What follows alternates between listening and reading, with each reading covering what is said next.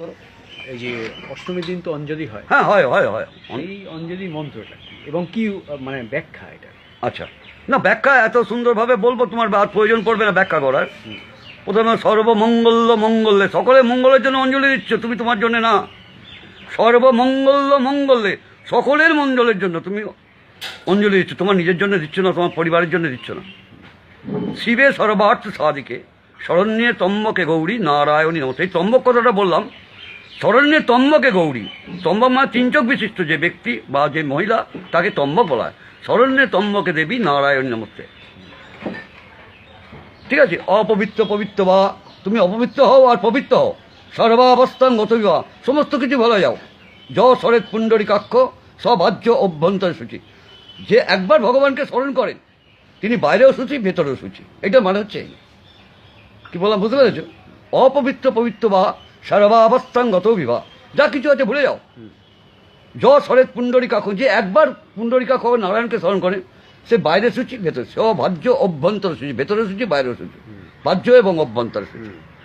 এবার বলো সর্বমঙ্গল মঙ্গলে শিবে সর্বার্থ সাধিকে শরণ্যে ত্রম্বকে গৌরী নারায়ণী নমস্তে।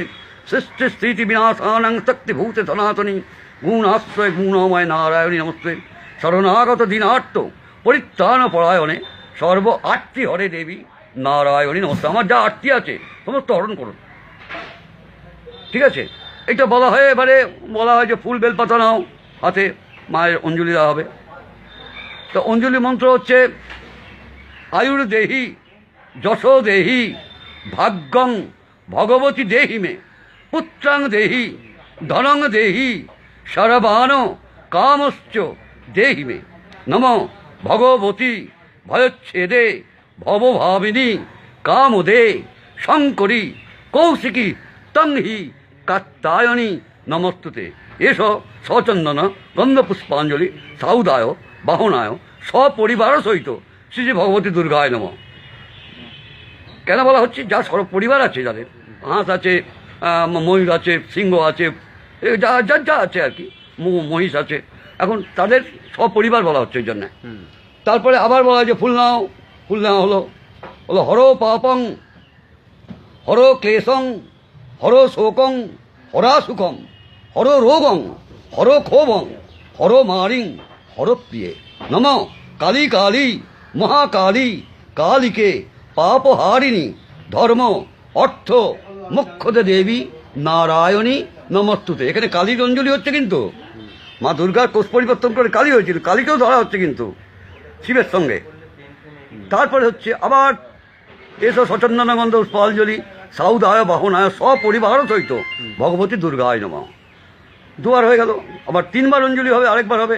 ফুল বেলপাতা নিয়ে বলো কায়েনা মনসা বাচা কর্মণা যৎকৃতং ময়া জ্ঞানা জ্ঞানং কৃতং পাপং দুর্গেত্তং হর দুর্গতিম নম মহিষগ্নি মহামায়ে চামুণ্ডে মুন্ডু মালিনী আয়ু আরোগ্যং বিজয়ং দেহি নারায়ণী নমস্তুতে।